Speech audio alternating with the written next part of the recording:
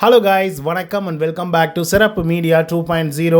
நான் உங்கள் உதய். இந்த வீடியோவில் நம்ம எதை பற்றி பார்க்க போகிறோம் அப்படின்னு பார்த்தீங்கன்னா, பிக் பாஸ் சீசன் 9 8வது வாரத்துக்கான 3வது நாளுக்கான இரவு நேர ஓட்டிங் முடிவுகளை தான் இந்த வீடியோவில் முழுசாக பார்க்க போகிறோம். ஸோ இந்த வீடியோவுக்கு போகிறதுக்கு முன்னாடி நம்மளோட சேனலை சப்ஸ்கிரைப் பண்ணாதவங்க சப்ஸ்கிரைப் பண்ணி வச்சுக்கோங்க. பக்கத்தில் ஒரு பெல் ஐக்கான் இருக்கும், அதையும் ப்ரெஸ் பண்ணி ஹாலில் போட்டுக்கோங்க. அப்போ தான் நாங்கள் அப்டேட் பண்ணுற ஒவ்வொரு விஷயம் உங்களுக்கு நோட்டிஃபிகேஷன் வந்து சேரும். அது தாண்டி இந்த வீடியோவுக்கு குறைஞ்சபட்சம் ஒரு 1000 லைக்கான எதிர்பார்க்குறோம். ஸோ நிறைய பேர் வீடியோக்கள் பார்க்குறீங்க, பட் லைக் பண்ண மாட்டேங்கிறீங்க. ஸோ லைக்கை போடுங்க, வீடியோ பாருங்கள். வாங்க இந்த வீடியோக்கள் வந்து போகலாம். நம்பர் 1 பொசிஷனில் யார் இருக்காங்க அப்படின்னு பார்த்தீங்கன்னா, the one and only Vikram அவர்கள் தான் வந்துருந்துட்டு இருக்காங்க. ஸோ அவங்க வாங்கிய ஓட்டுகளோட எண்ணிக்கை அப்படின்னு சொல்லி பார்க்கும்பொழுது 64,053 ஓட்டுகளாகும். அண்ட் பர்சன்டேஜ் ஆஃப் ஓட்டிங்ஸ் அப்படின்னு சொல்லி பார்க்கும்பொழுது 16.85% இருந்துட்டு இருக்காங்க நம்மளுடைய விக்ரம் அவர்கள். ஸோ இவரை பொறுத்தவரையிலும் ஒரு நல்ல பிளேயராக தான் இப்போ வரைக்கும் வந்து பார்த்திங்க அப்படின்னா வளம் வந்துட்டு இருக்காரு. ஸோ அவருக்கான ஸ்பேஸை அவரே கிரியேட் பண்ணி அழகான ஒரு கேரக்டரை வந்து வடிவமைச்சு அவரே வந்து பார்த்திங்க அப்படின்னா சூப்பராக வந்து பார்த்திங்கன்னா பர்ஃபார்மன்ஸ் வந்து பண்ணிட்டு இருக்காங்க. அது ரசிக்கும்படியாகவும் இருந்துகிட்ருக்கு. செகண்ட் பொசிஷனில் திவ்யா கணேஷ் அவர்கள் இருந்துட்டு இருக்காங்க. ஸோ அவங்க வாங்கிய ஓட்டுகளோட எண்ணிக்கை அப்படின்னு சொல்லி பார்க்கும்பொழுது 48,106 ஓட்டுகளாகும். அண்ட் பர்சன்டேஜ் ஆஃப் ஓட்டிங்ஸ் அப்படின்னு சொல்லி பார்க்கும்பொழுது 12.65% இருந்துட்டு இருக்காங்க திவ்யா கணேஷ் அவர்கள். ஸோ திவ்யா கணேஷ் அவர்களை பொறுத்தவரையிலையும் ஃபர்ஸ்ட்டில் வரும்போது இருந்த ஃபயர் வந்து பார்த்திங்க அப்படின்னா இப்போ இல்லையோ அப்படிங்கிற மாதிரி வந்து இருக்குது. ரீசன் என்ன அப்படின்னு பார்த்தீங்கன்னா, ஒவ்வொரு வாரமும் இவங்களை பிடிச்சி ரோஸ்ட் மேலே ரோஸ்ட் வந்து பண்ணிக்கிட்டே வந்து இருந்துட்டு இருக்காங்க. ஸோ அதன் காரணமாக தான் அப்படின்றதுல மாற்று கருத்து இல்லை. 3வது பொசிஷனில் யார் இருக்காங்க அப்படின்னு பார்த்தீங்கன்னா, கமருதீன் அவர்கள் வந்து இருந்துட்டு இருக்காங்க. ஸோ அவங்க வாங்கிய ஓட்டுகளோட எண்ணிக்கை அப்படின்னு சொல்லி பார்க்கும்பொழுது 46,790 ஓட்டுகளாகும். அண்ட் பர்சன்டேஜ் ஆஃப் ஓட்டிங்ஸ் அப்படின்னு சொல்லி பார்க்கும்பொழுது 12.31% வந்து இருந்துட்டு இருக்காங்க கமருதீன் அவர்கள். ஸோ கமருதீன் ஒரு நல்ல பிளே வந்து பார்த்திங்க அப்படின்னா இப்போதைக்கு வந்து கொடுத்துட்ருக்காரு.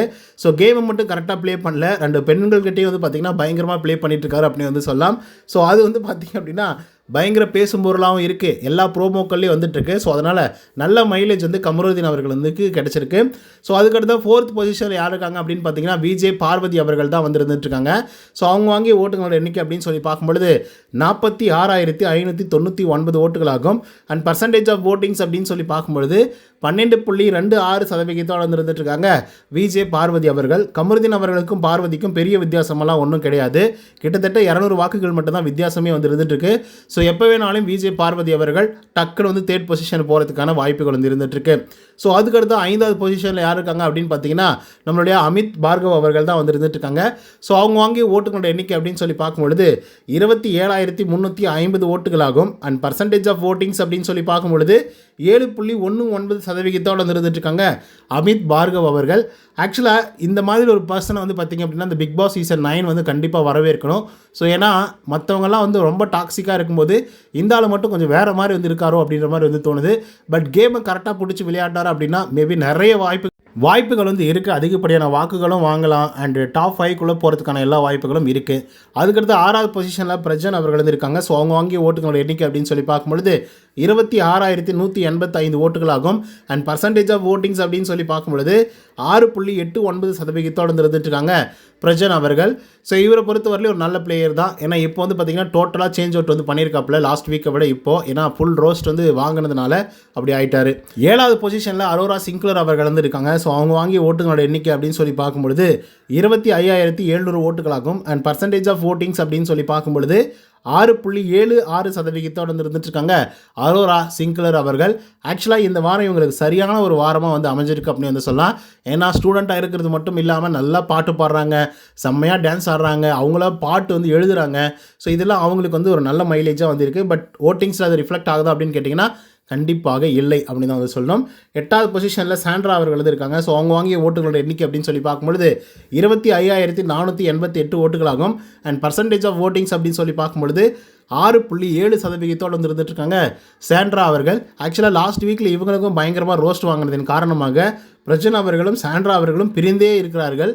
அது மட்டும் இல்லாமல் டாஸ்க்லேயும் வந்து பார்த்திங்க அப்படின்னா சாண்ட்ரா அவர்கள் வந்து ஸ்டூடெண்ட் ஆகும், பிரஜன் அவர்கள் வந்து பார்த்திங்கன்னா ப்ரொஃபஸராகவும் போட்டதுனால இவங்க 2 பேருடைய இடைவெளி பெருசாக இருக்குது. ஸோ அதனால் இவங்க 2 பேருக்கும் மைலேஜ் கூடுறதுக்கான வாய்ப்புகள் இருக்குது.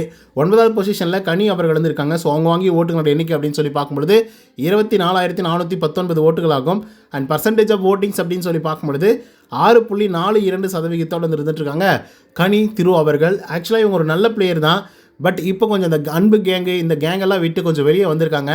பட் இருந்தாலுமே பர்ஃபார்மன்ஸ் இன்னும் பத்தலையோ அப்படிங்கிற மாதிரி வந்து இருக்குது. ஆரம்பத்திலே இவங்க மேலே ஒரு பிராண்டிங் வந்து வந்ததுனால, அதாவது அன்பு கேங்கோடைய லீடர் அப்படின்றதுனால இப்போ வரைக்குமே அதிலிருந்து மீள முடியாமல் வந்து தவிச்சிட்ருக்காங்க. 10வது பொசிஷனில் வியானா அவர்கள் இருந்திருக்காங்க.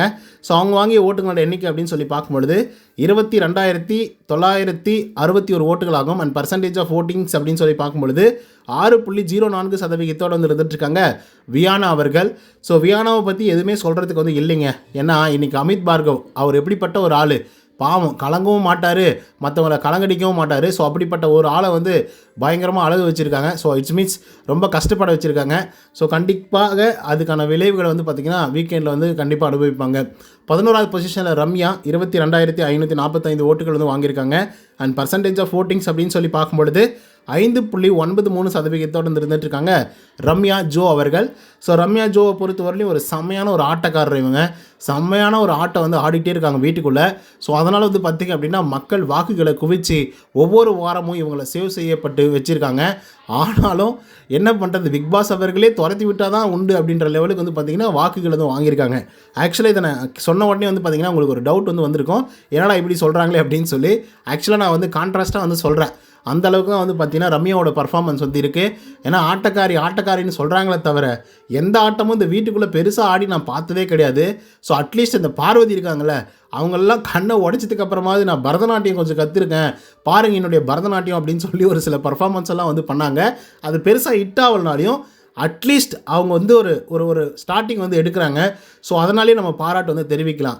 பட் ரம்யா ஜோ கிட்ட அப்படி என்ன திறமை இருக்குது அப்படின்னு சொல்லி உள்ளர வச்சுருக்காங்க அப்படின்றது எனக்கு சுத்தமாக வந்து புரியவே இல்லை. ஏன்னா ஒவ்வொரு வீடியோக்கள்லையும் நான் சொல்கிறது அது மட்டும்தான். ஏன்னா இவங்களுடைய ஆட்டமெல்லாம் அப்படி ஒரு ஆட்டமாக வந்து பார்த்திங்க அப்படின்னா சோசியல் மீடியாக்களில் நான் பார்த்துருக்கேன், யூடியூப்பில், இன்ஸ்டாகிராமில் அப்படின்ற மாதிரிலாம்.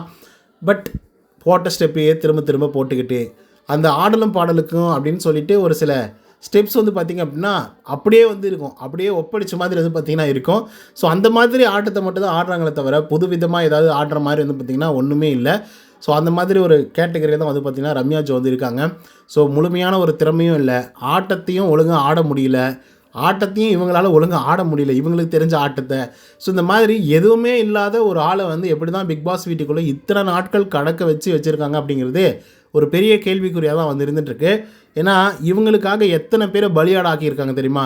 கெமி அவர்களை பலியாட ஆக்கியிருக்காங்க, இதுக்கு முன்னாடி பிரவீன் ராஜ் வந்து பலியாட ஆக்கியிருக்காங்க, அதே மாதிரி வாட்டர்மெலன் ஸ்டார் திவாகர் அவர்களை வந்து பார்த்திங்க அப்படின்னா பலியாட ஆக்கிட்டுருக்காங்க. ஸோ இந்த மாதிரி நிறைய பேர் வந்து பார்த்திங்க அப்படின்னா ரம்யா ஜோவை உள்ளர வைக்கணும் அப்படின்றதுக்காகவே பலியாடாக மாற்றிருக்காங்க.